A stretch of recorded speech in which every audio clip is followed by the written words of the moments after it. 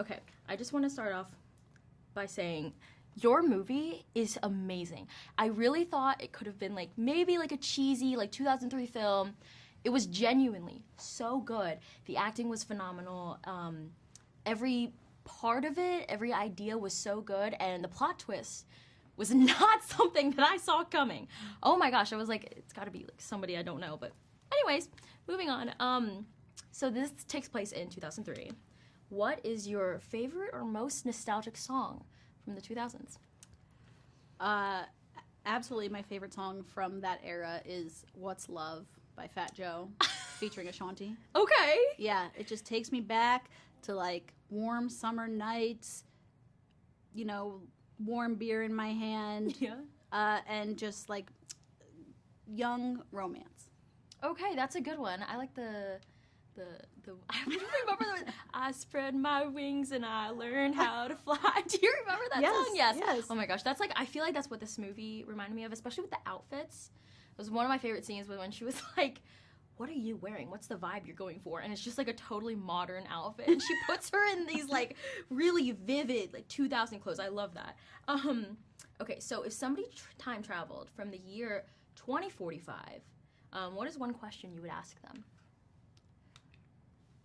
They came here to have a conversation with me, and they're from 2045? Mm-hmm. Oh, my God. Well, first, I'd be glad that the planet Earth still exists. So that's wonderful. I would ask them if we've had a female president. That's a good question. We have to by then, right? Well, that's... Hope so. Yeah. Mm-hmm. What do you miss most about the 2000s? Oh, man. I don't think I miss much from the 2000s.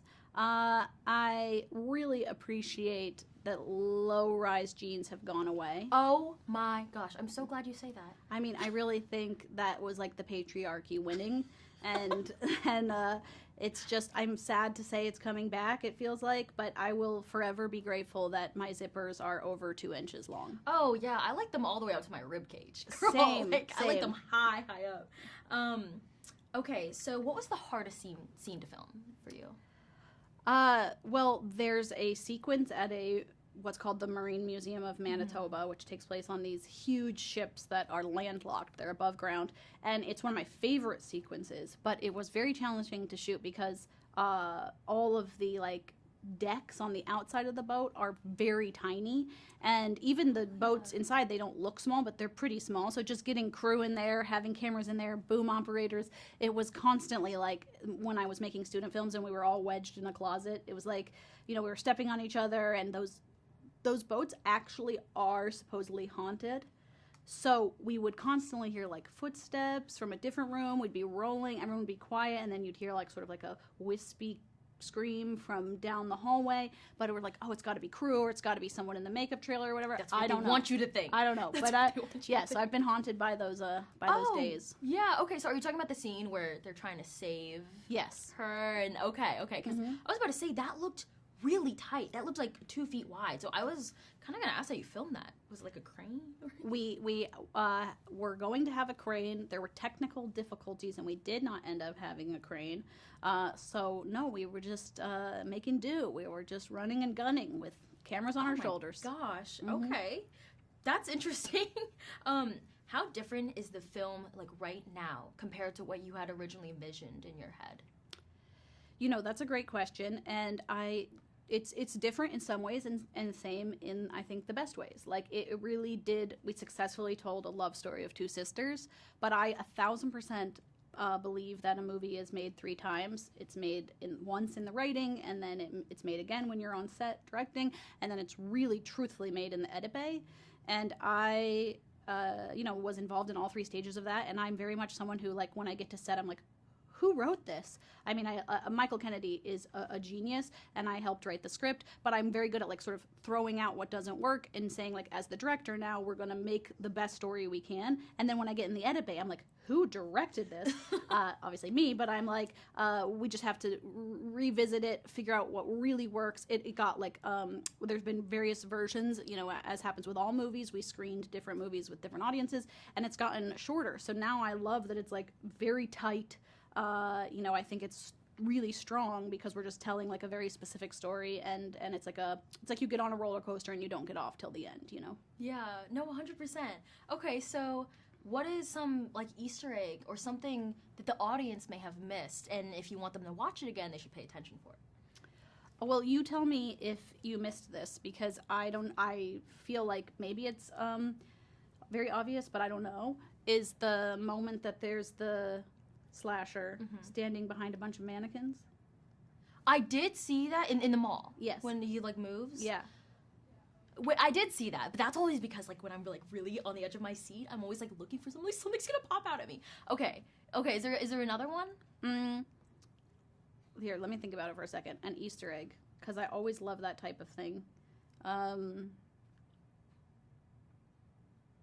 don't know. Let me. Yeah. No, we can. It's it's been a minute since we filmed it, but I actually like it's a great question because I always do stuff like that. There is, but it's a spoiler. I won't post it until. Is this okay? Spoiler alert. Yeah. In in the garage set, there's a small toy that has carrying a scythe. It's Death, and it has a scythe, and it's in the killer's home. And the killer kills with a scythe. Huh. I don't even know if I'm saying that word worth. Scythe. I On set, no one was ever sure. It was like it's scythe, the thing. scythe. Yes, the thing that you're going to chop wheat with, I think. The wheat, yes, whatever 100%. that is. Yeah, okay. there we put a toy, like it's a little figurine holding one in the house of the killer. I'm going to have to watch this again just for that part. That's interesting. Okay. Yeah. And we were like, is it too bold? Because we do a close-up on it. See, I never noticed that, though. There's an Easter egg. You know what? Amazing directing. That's just some amazing directing. Where did you find all these clothes? For Oh the 2000s? my gosh. Like, Our costume designer was amazing, and it was not easy. She made a lot of them. She found a lot of pairs of pants and then made the bell bottom much bigger by putting like cool pieces of fabric in it. It was actually a thing in the early 2000s, and doing like lace-up designs on them and stuff. But she also just has a knack at like, I don't know if it's eBay or whatever, like she was searching for them. And because it was becoming popular again, in some ways it was helpful because they were like, certain lines were starting to release clothes that were similar, but mostly she was doing like incredible vintage digging. And we were in a sort of smaller town in Canada, the middle of Canada in Manitoba. And so it was hard. She was having to ship things in from all over. Oh, wow. Yeah. Yeah, I mean, you guys really nailed it with the wardrobe, because I was like, I haven't seen that stuff since like 2003 in the magazines and whatnot. Oh my gosh. Yeah. And the low cut, I'm so glad that's gone too. Oh my Yes. gosh. And then what would you say to your younger self, maybe as like a filmmaker or whatnot, back, if you could say something to yourself in the 2000s? Well, someone did say something to me in the 2000s. He asked me if I was a writer, and I said yes. And he said, "Are you writing?" And I had to say no, because I wasn't writing consistently. But a few years later, I looked back at that conversation, and I really wanted to be a writer-director. And so I started writing daily. Every morning when I got up, I wrote for at least an hour, even if it was just like free writing, like, sort of a journal entry. But I tried to write pages on a script, even if it was garbage. And I think that really changed my life. So I think the sooner that you can sort of look at what you want to be and then be that, the better. Okay, wait, that's so inspirational. I love that. Oh, and then, what was my last question? What's your favorite time travel movie? I mean, the first Back to the Future is I just knew you the were gonna best say movie that. of all time. It's not even my favorite time travel movie. It's an incredible movie. Mm-hmm. I actually also love the third one with the Western element.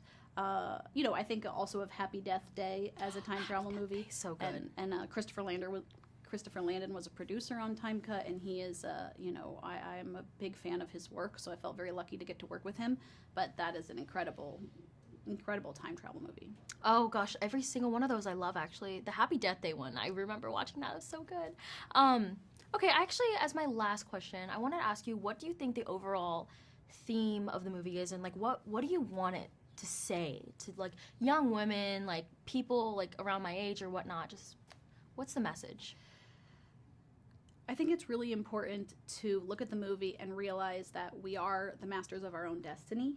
Like, we have to sort of take control of our future. We can't control everything. Bad things happen all the time, but we can decide who we're going to be in moments of tragedy or change. And I think this movie is truly about saying, I'm going to take control of my future.